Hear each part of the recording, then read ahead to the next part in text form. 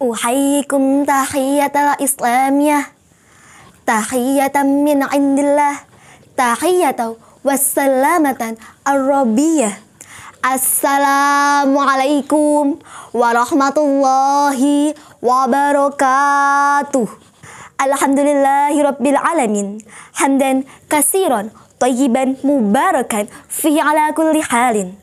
Alladhi qad awjada min nurihi nuran bihi amal huda. Amma ba'd. Fadilatul mukarram ra'isul idarah jami'atul wilayatul walisama wal islamiyah. Sahibul fadilah hay'atut tahkim. Ayyuhal mad'umin wal mad'umat as-su'ada.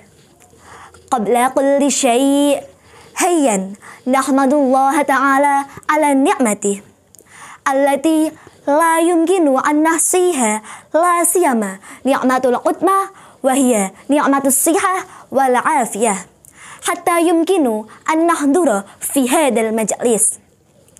Sholawat dan salam mari kita haturkan kepada orator yang tak pernah menjadi koruptor, seorang orator yang tak menaiki sepeda motor, seorang orator yang membawa kita dari zaman unta ke zaman kuda hingga zaman mobil Toyota, yang membawa kita dari pahitnya perang Badar menuju nikmatnya telur dadar. Tiada lain, tiada bukan habibana wa nabiyana wa rasulana Muhammadin sallallahu alaihi wasallam. Semoga kita tergolong menjadi umatnya kelak yaumul qiyamah. Amin Allahumma amin. Hadirin ma'asyarul muslimin wal muslimat rahimakumullah.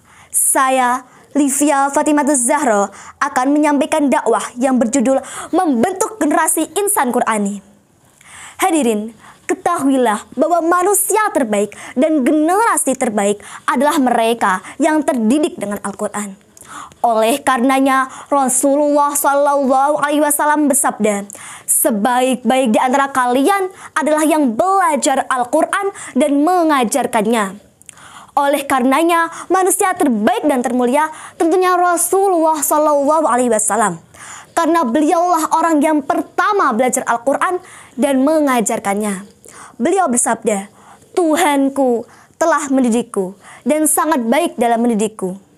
Begitu juga generasi terbaik berikutnya adalah generasi para sahabat yang dididik langsung oleh Rasulullah Sallallahu Alaihi Wasallam.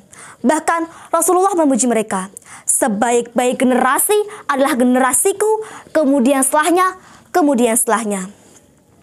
Hadirin, berbicara mengenai generasi muda pasti identik dengan masa muda.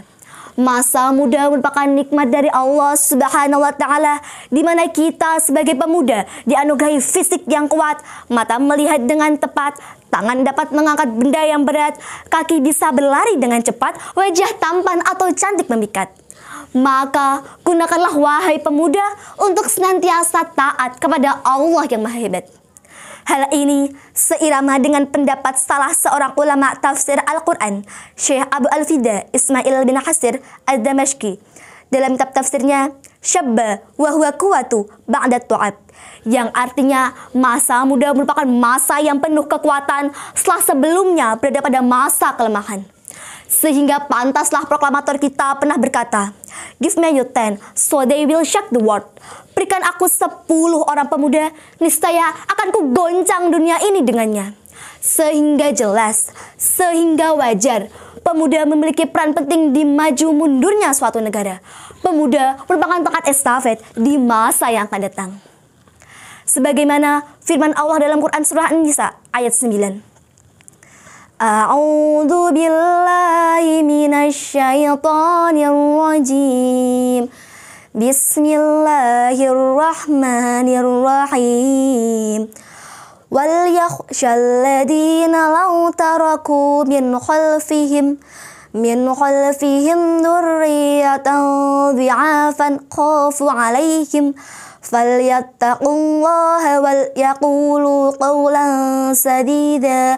Shadaqallahul adzim, yang artinya hendaklah takut kepada Allah orang-orang yang sekitarnya mereka meninggalkan keturunannya yang lemah di belakang mereka, yang mereka khawatirkan terhadap kesejahteraannya.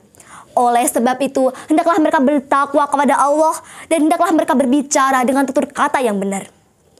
Hadirin, Imam Jalaluddin Al-Mahalli dan Imam Jalaluddin As-Suyuti dalam kitab tafsirnya menjelaskan bahwa orang tua tidak boleh meninggalkan anaknya dalam kondisi lemah.